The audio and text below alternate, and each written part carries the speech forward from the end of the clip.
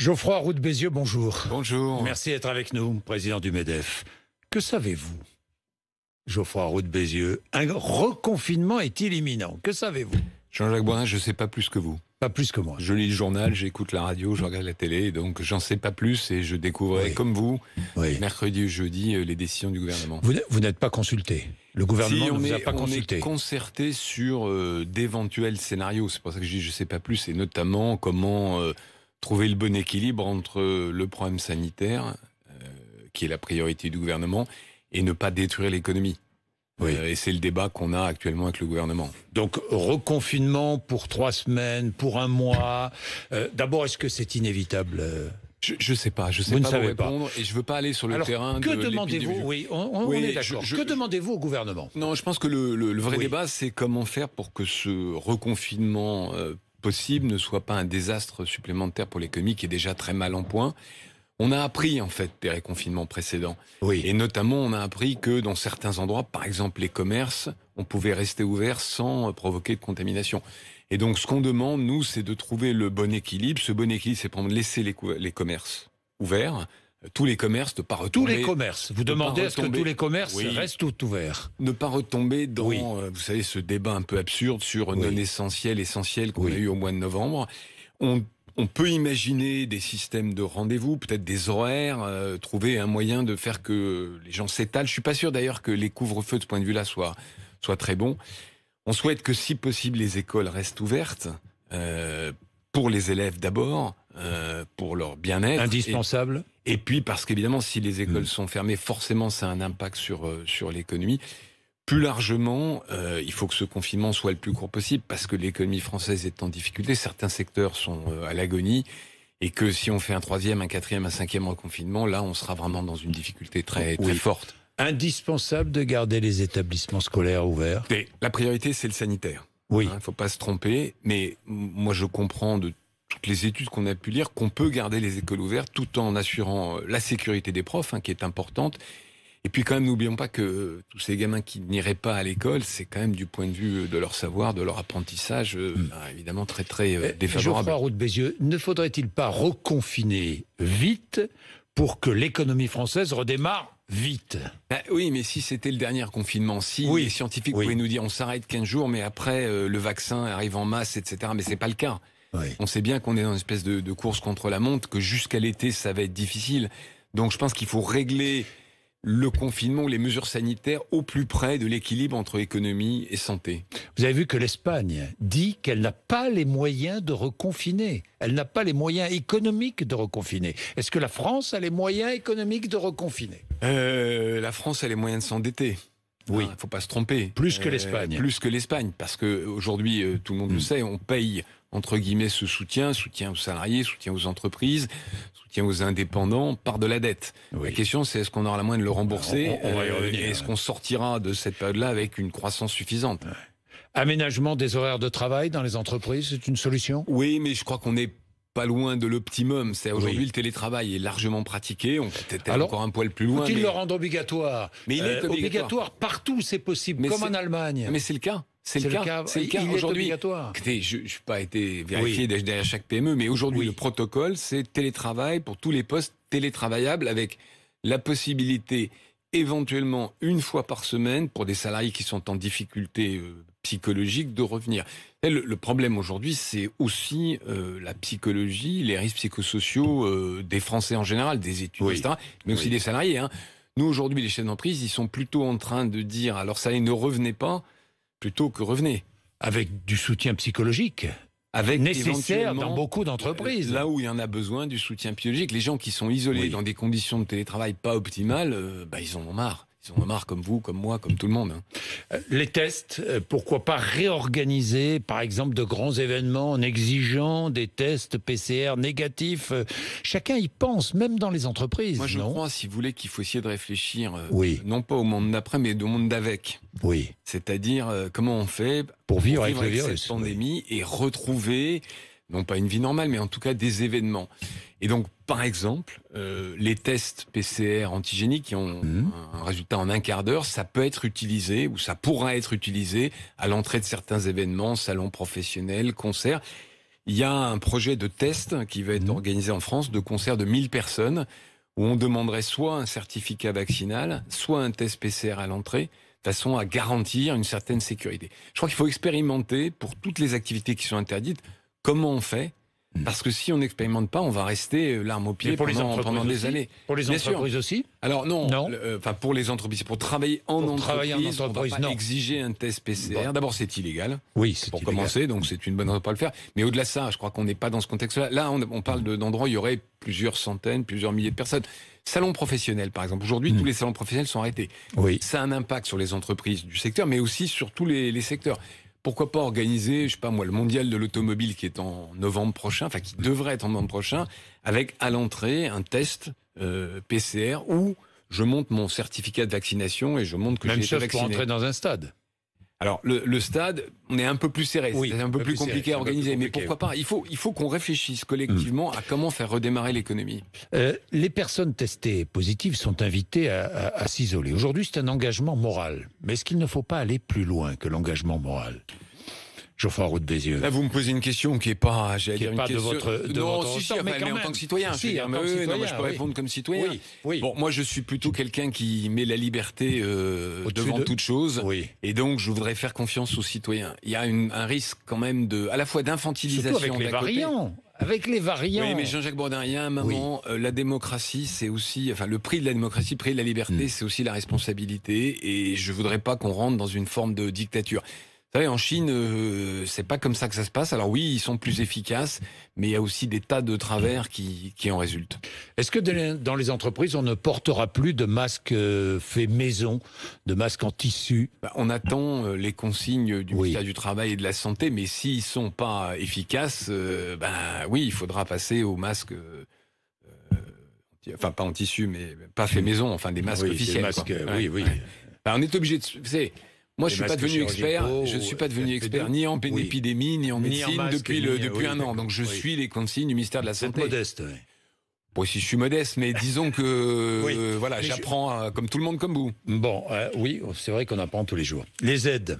Parlons des aides. Parce que là, de nombreuses entreprises survivent grâce aux aides de l'État. C'est très clair. Est-ce qu'on sait, est-ce qu'on a un pourcentage? On sait combien d'entreprises aujourd'hui survivent? Nous, on dit à peu près, il y a 80% de l'économie qui tourne à peu près correctement à moins 5% de son nominal. Vous avez 5% qui marchent très bien, avec des secteurs. Il y a 5% qui marchent très bien. C'est horrible à dire, mais alors est-ce que ceux qui, je m'arrête juste une petite parenthèse, ceux qui marchent très bien, les entreprises qui marchent très bien, ne devraient-elles pas un peu partager avec celles qui marchent pas du tout, moins bien, qui sont les victimes de la crise? C'est quasiment impossible à détourer comme ça. Mais je veux dire, le rayon du surgelé, je voyais ça ce matin, qui cartonne. Alors est-ce que vous allez taxer les entreprises du surgelé pour aider celles qui...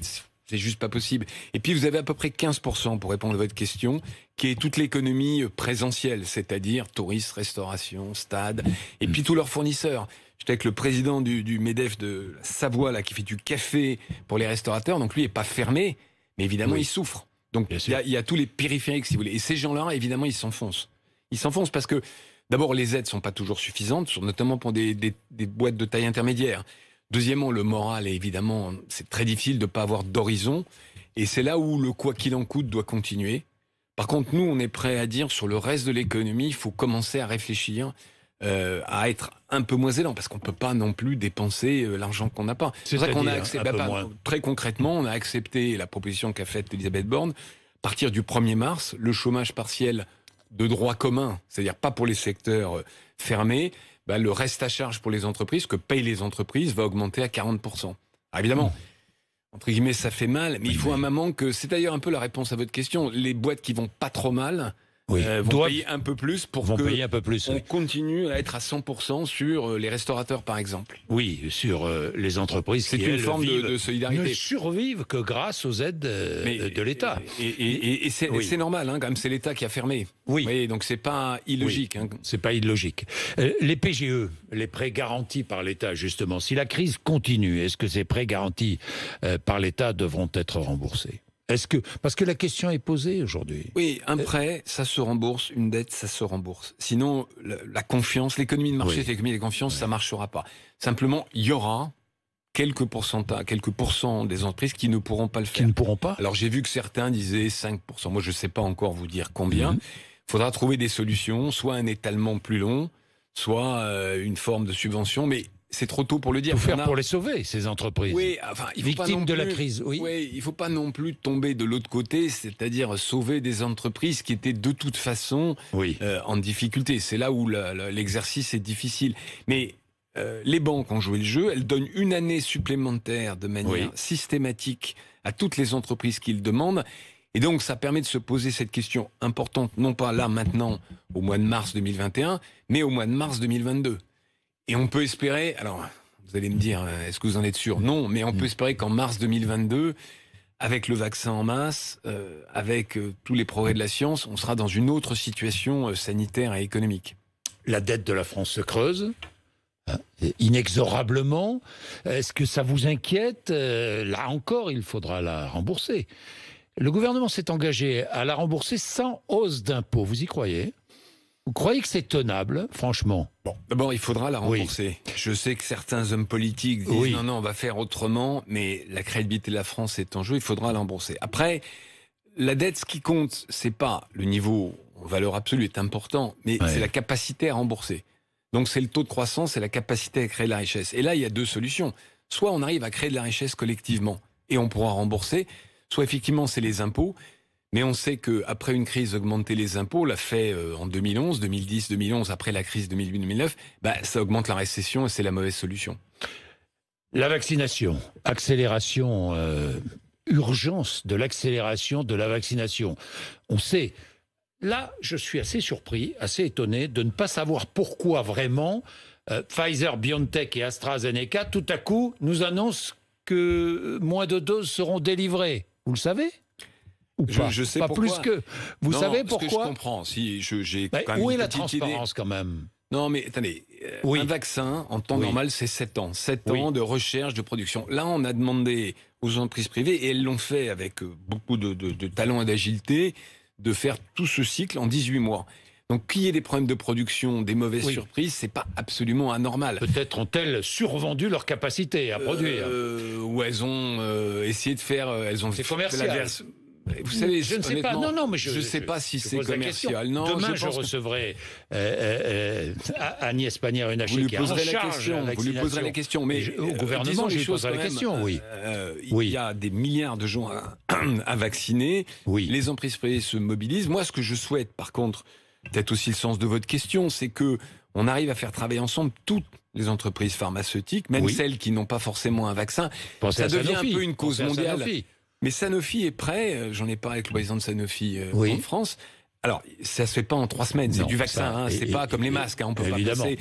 Mais oui, à mettre ces usines à disposition. Je pense que là, il y a une idée de mobilisation collective, parce qu'on voit bien qu'on a une course contre la montre, entre le vaccin... Vous appelez à une mobilisation collective de toutes les entreprises pharmaceutiques, européennes et même du monde. Mondiale, ça va être une cause mondiale. De toute façon, c'est pas parce qu'on vaccine les Français qu'on aura éradiqué la pandémie. Donc, il faut qu'on soit mobilisés globalement, et faisons pas de procès d'intention à Pfizer ou à Moderna s'ils sont un peu en retard sur quelques semaines, ou AstraZeneca si ils sont en retard sur quelques semaines. Est-ce qu'il faut continuer à donner la priorité aux personnes âgées, aux personnes les plus fragiles dans la vaccination? Ça vous ennuie que je vous réponde je sais pas une deuxième fois? Non, mais allez-y. C'est un problème de citoyen, d'éthique. Est-ce qu'il faut être efficace? Est-ce que sauver une personne âgée qui a quelques années à vivre, ça vaut le prix du vaccin? Moi, en tant que citoyen, j'ai envie de dire oui. Mais c'est un choix collectif qu'on a fait. Et donner la priorité au personnel soignant, comme ça se fait en Italie ou en Allemagne, par exemple. Par rapport aux personnes âgées. Eh ben, écoutez, c'est un débat éthique pas facile à trancher, parce que chacun dans sa famille, soit un personnel soignant. Qu'on n'ose pas trop ouvrir en France. Non, mais de même que le prix. Vous savez, le débat qui avait été lancé, qui n'a pas fait florès, sur le prix d'une vie. Oui, le prix d'une vie. C'est très compliqué, parce que ça vous renvoie non pas ça vous renvoie à vos convictions personnelles, à votre attitude face à la mort. Donc, je ne sais pas si ce débat est le bon. En tout cas, il y a une stratégie qui a été choisie. Nous, on est derrière cette stratégie. C'est surtout une question de vitesse maintenant. Est-ce qu'aujourd'hui, les entreprises sont prêtes à vacciner leurs salariés ? Alors, elles seraient prêtes quand il y aura assez de vaccins. Je crois que là, pour le moment, le problème, c'est le nombre de doses. Vous demandez à pouvoir le faire. On fait la grippe, on vaccine contre la grippe chaque année. Dans les grandes entreprises, il y a, je le cite parce que Je l'ai eu au téléphone il n'y a pas longtemps. AXA France vaccine 25% de ses collaborateurs, volontaires bien sûr, chaque année. Donc on sait faire à partir du moment où c'est un vaccin comme AstraZeneca, c'est-à-dire qu'il ne faut pas conserver à moins 80, mais il faudrait qu'il y en ait assez de doses de vaccin. Donc c'est pas aujourd'hui, c'est peut-être à la rentrée. Certificat de vaccination pour voyager, pour entrer dans un restaurant, je ne sais pas moi, dans un cinéma, pour aller au stade, pour... Oui, non ? Parce que le débat aujourd'hui ne peut pas être posé, mais il le sera. Il le sera quand on aura assez de vaccins. Moi, je suis favorable au carnet vaccinal. Comme ça existe, aujourd'hui, vous allez en Guyane, il faut avoir le carnet vaccinal de la fièvre jaune. On peut imaginer, quand il y aura assez de vaccins, bien sûr, qu'on demande pour aller à un tel événement sportif, tel concert, tel salon professionnel, ce carnet vaccinal. Par contre, je ne pense pas qu'il faille tomber jusqu'à demander pour aller au restaurant ou au café. Il faut que on garde raison. Mais c'est la manière de se protéger, de protéger les autres, surtout de faire continuer ces événements-là. Est-il vrai, je change de sujet, et je voudrais vous parler des retraites et des pré-retraites. Est-il vrai qu'avec la crise, de nombreuses entreprises multiplient les départs en pré-retraite ? Non, alors il y a des entreprises, des grandes entreprises qui le font, qui ont, dans des plans de départ volontaires, proposé des pré-retraites. Bon, est-ce que c'est une bonne chose ? Moi, je ne suis pas très favorable à ça. Oui, parce qu'on ne maintient pas les seniors dans l'emploi, alors que c'était l'un des objectifs de la réforme des retraites, notamment, Geoffroy. Non, mais bien sûr. Donc moi, je ne suis pas très favorable. Il peut y avoir, par exception, un petit volet dans un plan, mais globalement, vous savez, un pays, la richesse d'un pays, alors c'est évidemment un problème aujourd'hui, mais c'est quand même le nombre de gens qui travaillent multiplié par la productivité. Et si on arrive à faire travailler les gens plus tard, on crée plus de richesse. Donc je suis pas favorable à un retour en masse des pré-retraites. C'est pas une bonne solution pour sortir, surtout rembourser la dette, comme on l'a évoqué un peu plus tôt. Quand on évoque le report de l'âge de départ à la retraite. Surtout quand on a... Mais vous savez que le débat, pour le moment, est, j'allais dire, mis sous le... D'ailleurs, est-ce que la réforme de retraite, selon vous, sera engagée avant la présidentielle de 2022, franchement ? C'est la décision du président de la République. Moi, si je dois me permettre un conseil, je pense que cette...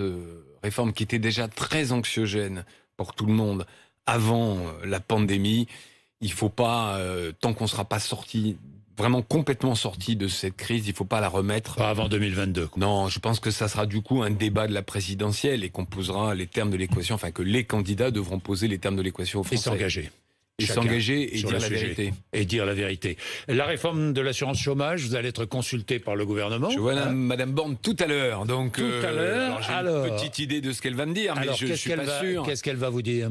Je crois que le gouvernement souhaite maintenir cette réforme, mais l'adapter aux circonstances économiques du moment. C'est-à-dire, les détails ont été donnés un peu plus tôt sur votre chaîne, mais notamment la durée d'affiliation qui redeviendrait 4 mois pour les jeunes. Ce qu'on appelle la réforme du salaire journalier de référence. C'est un peu technique, mais... C'est-à-dire 4 mois de travail dans les 24 derniers mois pour toucher une allocation chômage. Pour être affilié. Ce serait maintenu pour les jeunes. Exactement. Et 6 mois pour les moins jeunes. 6 mois pour les autres. Au-delà de 30 ans. Ça fait partie des discussions. Et oui. Mais si vous voulez, le principe, au fond, c'est que nous, on pense que cette réforme... Le système d'assurance français, il est très généreux, mais il a des défauts, et notamment, dans certains cas, pas partout, il pousse à alterner des périodes de travail et des périodes de chômage. Donc, cette réforme, elle est nécessaire. Encore aujourd'hui, malgré la hausse du chômage, vous avez des endroits, des géographies, des métiers où on n'arrive pas à recruter. Oui. Donc, elle est nécessaire, mais il est aussi nécessaire de prendre en compte, dans toutes les mesures qui étaient prévues, la réalité économique. C'est vrai aussi, je le signale, pour le fameux bonus-malus. Alors, est-il toujours nécessaire de taxer le recours abusif au contrat court ? Alors, abusif, c'est un qualificatif. Abusif. Non, la manière dont... Il y a des entreprises, non Oui, mais si vous voulez, la manière dont le recours abusivement... Il y a toujours des entreprises qui font des abus, comme il y a toujours des salariés qui font des abus. Oui. Vous savez, avec ça, on ne fait pas une règle générale. Oui. Mais le système tel qu'il a été imaginé, il était focalisé sur 7 secteurs. Oui. Dans ces 7 secteurs, il y a la restauration, qui souffre énormément. Est-ce que c'est le moment d'ajouter une taxe supplémentaire sur la restauration ? Vous demandez le report, si j'ai bien compris, le report de ce volet de la réforme à l'après-crise. En tout cas...